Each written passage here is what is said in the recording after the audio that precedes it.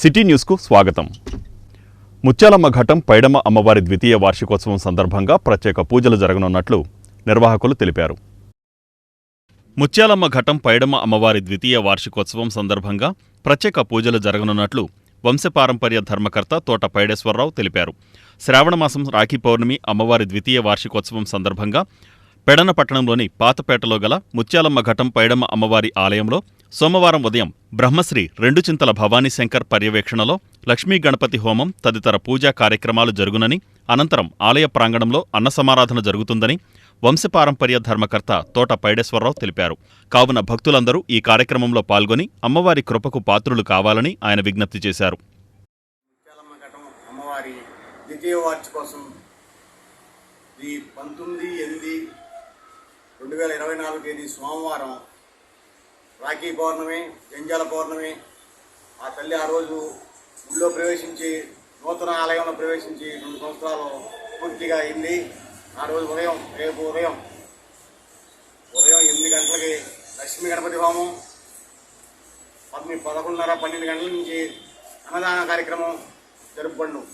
కావున భక్తులందరూ ఇచ్చేసి ఆ తల్లి కృపకు పాత్రులుగా కలిగి అత్యంత ప్రసాదాలు స్వీకరించబడంగా కోరుతున్నాం. సేవా కార్యక్రమాల్లో దేవాంగ యూత్ ఎల్లప్పుడూ ముందుంటుందని సంఘ సభ్యులు తెలిపారు. సేవా కార్యక్రమాల్లో దేవాంగ యూత్ ఎల్లప్పుడూ ముందుంటుందని యూత్ సభ్యులు పేర్కొన్నారు.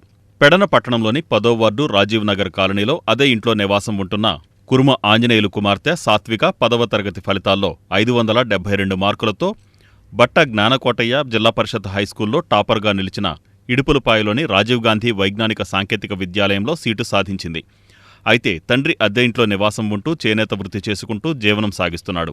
తమకు సాయం అందించాలని దేవాంగ యూత్ సేవా సమితిని ఆశ్రయించగా సభ్యులు దేవల మహర్షి దేవాంగ యూత్ అనే వాట్సాప్ గ్రూపులో విషయాన్ని తెలియపరచగా కొంతమంది స్వచ్ఛందంగా ఆర్థిక సహాయాన్ని అందించారు.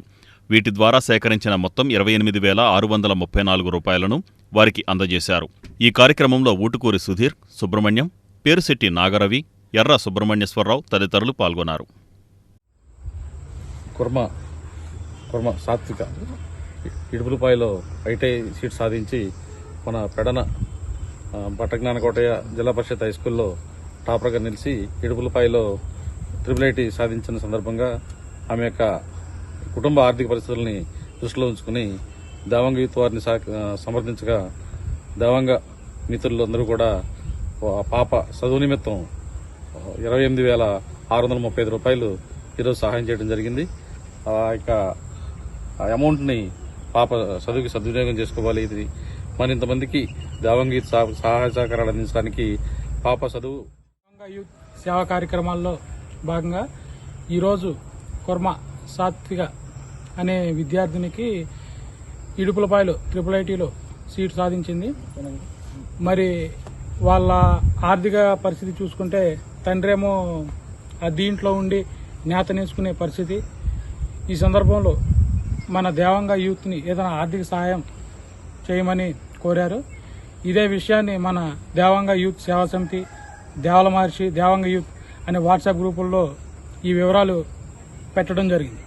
ఈ వివరాలు చూసిన మన దేవాంగ పెద్దలు, మిత్రులు చదువు కోసం తమ వంతు సహాయంగా ఎంతో కొంత ఇచ్చిన దాన్ని మొత్తం కలెక్ట్ చేసి ఈరోజు మోపిదేవి శ్రీ వల్లి దేవసేన సమేత శ్రీ సుబ్రహ్మణ్యేశ్వర స్వామి వారిని రాష్ట్ర మంత్రి కొల్లు రవీంద్ర దర్శించుకున్నారు. మోపిదేవి శ్రీ వల్లి దేవసేన సమేత శ్రీ సుబ్రహ్మణ్యేశ్వర స్వామి దేవస్థానానికి విచ్చేసిన రాష్ట్ర గనులు, భూగర్భ వనరులు మరియు అబ్కారీ శాఖ మంత్రి కొల్లు రవీంద్రకు ఆలయ మర్యాదలతో పూర్ణకుంభంతో ఆలయ అధికారులు ఘనస్వాగతం పలికారు. ఈ సందర్భంగా మంత్రి రవీంద్ర నాగపుట్టలో పాలుపోసి ప్రత్యేక పూజలు చేసి స్వామివారిని దర్శించుకున్నారు. ఆలయ అధికారులు కొల్లు రవీంద్రకు స్వామివారి చిత్రపటాన్ని బహూకరించి ప్రసాదాలు అందజేశారు.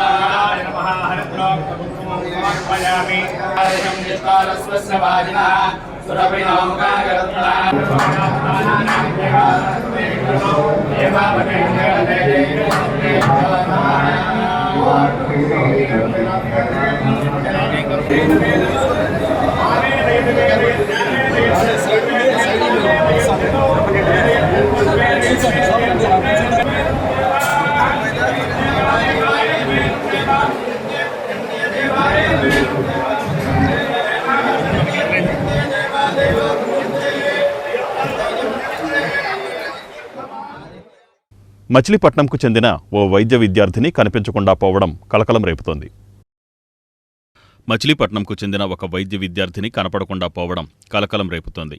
నగరానికి చెందిన ఒక వైద్యుడి కుమార్తె విజయవాడ సిద్ధార్థ కళాశాలలో ఎంబీబీఎస్ పరీక్ష ముగించుకుని తిరిగి మచిలీపట్నం రావాల్సి ఉంది. కానీ ఎంతసేపటికి ఇంటికి రాకపోవడంతో ఆందోళన చెందిన కుటుంబ సభ్యులు పోలీసులకు ఫిర్యాదు చేశారు. పోలీసులకు రాత్రి 9 గంటలకు యువతి మిస్సింగ్ అయినట్లు ఫిర్యాదు అందింది. వెంటనే స్పందించిన జిల్లా ఎస్పీ రాత్రికి రాత్రే 0 ఎఫ్ఐఆర్ నమోదు చేశారు. దీనితో తొలిసారిగా జిల్లాలో 0 ఎఫ్ఐఆర్ నమోదు అయినట్లు అయింది. కనపడకుండా పోయిన యువతి కోసం పోలీసులు గాలింపు చర్యలు ప్రారంభించారు. ఈ నెల 19వ తేదీన టీడీపీ కార్యాలయంలో నిర్వహించే ప్రజా దర్బార్ కార్యక్రమాన్ని ప్రజలు సద్వినియోగం చేసుకోవలసిందిగా టీడీపీ నాయకులు కోరారు. మచిలీపట్నం నియోజకవర్గంలో ప్రజా సమస్యల పరిష్కారానికి గాను రాష్ట్ర మైన్స్ మరియు ఎక్సైజ్ శాఖ మంత్రి వారంలో ఒకరోజు నిర్వహిస్తున్న ప్రజా దర్బార్ కార్యక్రమాన్ని ఈ నెల 19వ తేదీ సోమవారం నిర్వహించనున్నట్లు జిల్లా గ్రంథాలయ సంస్థ మాజీ చైర్మన్ గొర్రెపాటి గోపీచంద్ తెలిపారు. నియోజకవర్గ టీడీపీ కార్యాలయంలో ఉదయం 8 గంటల నుండి మంత్రి కొల్లు రవీంద్ర ప్రజల నుండి స్వయంగా అర్జీలు స్వీకరిస్తారన్నారు. అర్జీల్లో అధికంగా పెన్షన్లు, రేషన్ కార్డులు, ఫీజు రియంబర్స్మెంట్ వంటి పాలసీ మేటర్కు సంబంధించినవి ఉన్నాయని గోపీచంద్ తెలిపారు. ఈ సమావేశంలో టీడీపీ నగర కార్యదర్శి పిప్పళ్ల కాంతారావు పాల్గొన్నారు. ప్రజా దర్బార్ను ఏర్పాటు చేసుకున్నాం. స్వయంగా కొల్లు రవీంద్ర గారు మంత్రి గారు ప్రజల యొక్క అభ్యర్థన తీసుకుని వాటిని పరిష్కార దిశగా చొరవ చూపటం జరిగింది. 6వ విడత రేపు సోమవారం 19/8/2024 సోమవారం నాడు పార్టీ కార్యాలయంలో 6వ విడత జరగబోతోంది.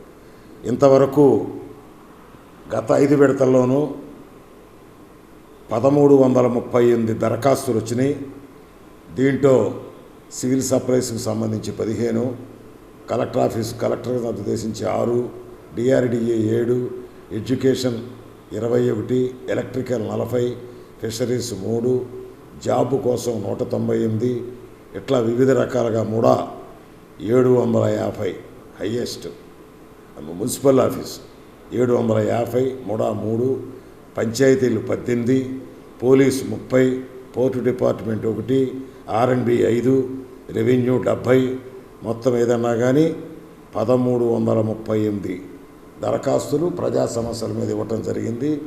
వాటిలో పరిష్కార దిశగా 970ని పరిష్కారం చేయడం జరిగింది. ముఖ్యంగా పెండింగ్ ఉంది ఏంటంటే మచిలీపట్నం నియోజకవర్గంలో స్థానిక శాసనసభ్యులు, రాష్ట్ర మంత్రివర్యులు గౌరవనీయులు కొల్లు రవీంద్ర గారు ప్రజా సమస్యల్ని తెలుసుకుని వాటిని సత్వరం పరిష్కరించడం కోసం ప్రజా దర్బార్ కార్యక్రమాన్ని ఇక్కడ పార్టీ కార్యాలయంలో ఏర్పాటు చేసిన సంగతి నియోజకవర్గ ప్రజలందరికీ తెలిసిందే. 6వ విడత ప్రజా దర్బార్ కార్యక్రమాన్ని 19/8/24 అంటే రేపు ఉదయం సోమవారం రోజు 7:30 నుంచి ఇక్కడ కార్యక్రమాన్ని ఏర్పాటు చేయడం జరిగింది. కావున ప్రజలందరూ కూడా తమ సమస్యల్ని అర్జీల రూపంలో తీసుకొచ్చి మంత్రివర్యులు కొల్లు రవీంద్ర గారికి అందజేసినట్లయితే వాటిని పరిష్కరించడానికి చర్యలు తీసుకుంటామని చెప్పి ఈ సందర్భంగా తెలియజేస్తూ, ఇంతకుముందు వచ్చిన అర్జీల్లో చాలా వరకు మా పార్టీ సీనియర్ నాయకులు గోపీచంద్ గారి ఆధ్వర్యంలో వాటిని పర్యవేక్షించి ఆయా శాఖలకు పంపించి పరిష్కారాన్ని చర్యలు తీసుకోవడం జరిగింది.